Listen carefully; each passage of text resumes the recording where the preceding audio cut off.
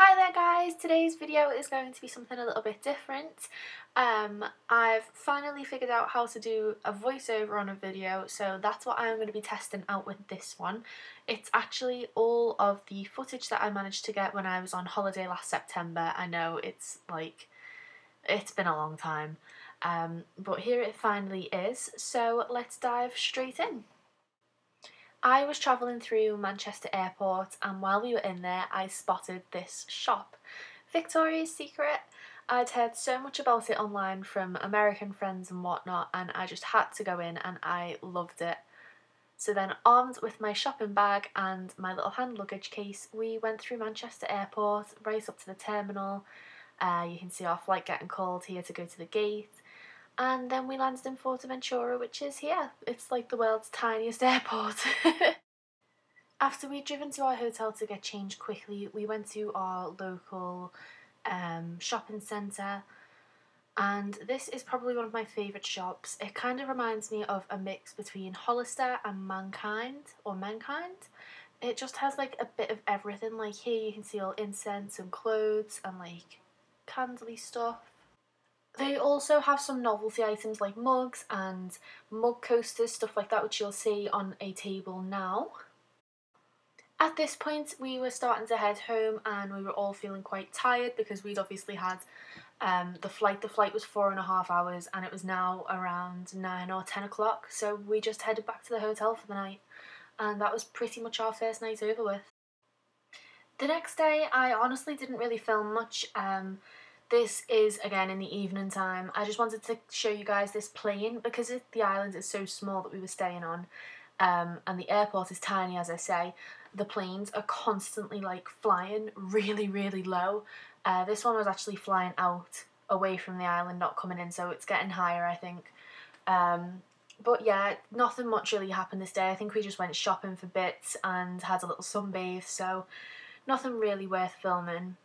That little bit of sunbathing that I did really burnt my face. As you can see here, I did try vlogging it, and you can even see in my eyes how sore they are, but I then headed out onto the veranda outside my bedroom and did all my makeup and my hair, and I remember feeling so happy and so pretty, and you can see all my makeup and stuff ready for me to put on, and I was overlooking the pool, and oh, I was just so happy at that moment.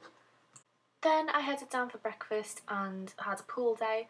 But then we headed out to this bar, which you've just briefly seen. This is the outside of it. They said they had a fire show on, and we waited downstairs for a good while, and then it eventually started. And I don't know, maybe it's just me, but I found it really boring. Like, for what it was psyched up to be, I didn't think it was that good, but hey, it was free entertainment, so you can't really complain.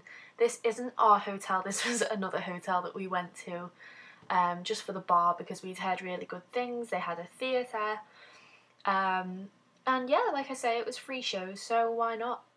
Around the corner from this hotel, there's like a big row of shops, and one of them had a dog in the shop, and he used to do tricks where the owner would throw rubbish on the floor and then he'd go and put it in the bin for him, and honestly, it was the cutest thing ever. I know the lighting is really dark, but it was getting pretty late at night, all the shops were shutting. This guy actually works in a candle shop, which I've been to before in a different trip, and the candles are amazing and the staff are so kind and friendly. How cute's that dog? At this point we were a few days into the holiday now, and we heard about this beach that we'd never seen before, and we were driving out to go and find it, and it was quite the drive. It was about 2 hours away. We had to go through the Sahara Desert, which you can see now, and on the opposite side to this desert is a huge beach, but it's a surface beach, so it's quite dangerous to go in it when you're just swimming because you can get swept out very easily.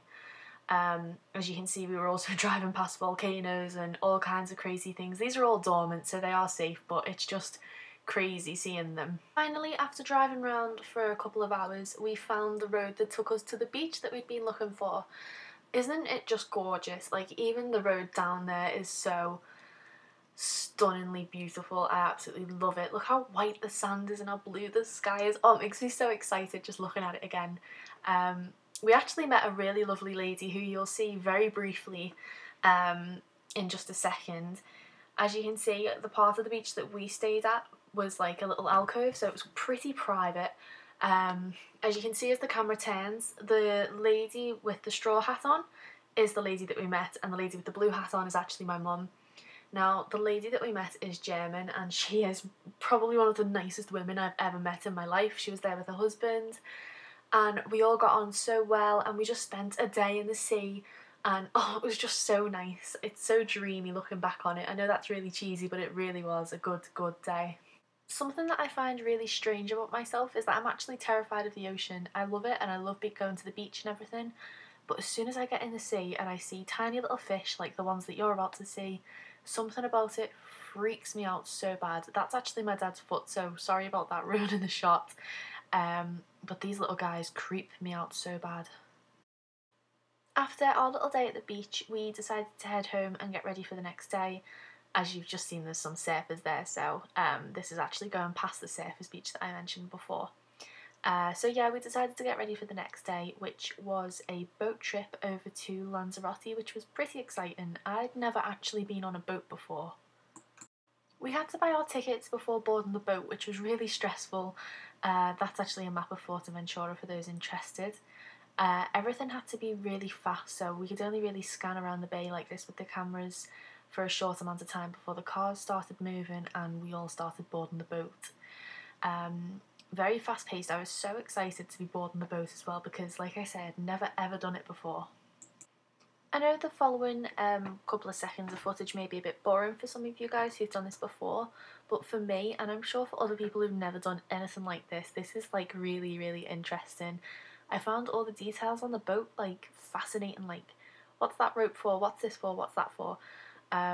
This is me like shoving my camera on top of the roof of the car as well and then bringing it back down when I realised that I couldn't hold it out. But yeah, as you can see, it was pretty cloudy. Not the best of weathers really, but at this point I was feeling really happy, really optimistic, really excited, and then we started like obviously moving on a bit more. Like you can see the guys like taking us in for parking, and it wasn't until the boat started moving that my attitude kind of changed.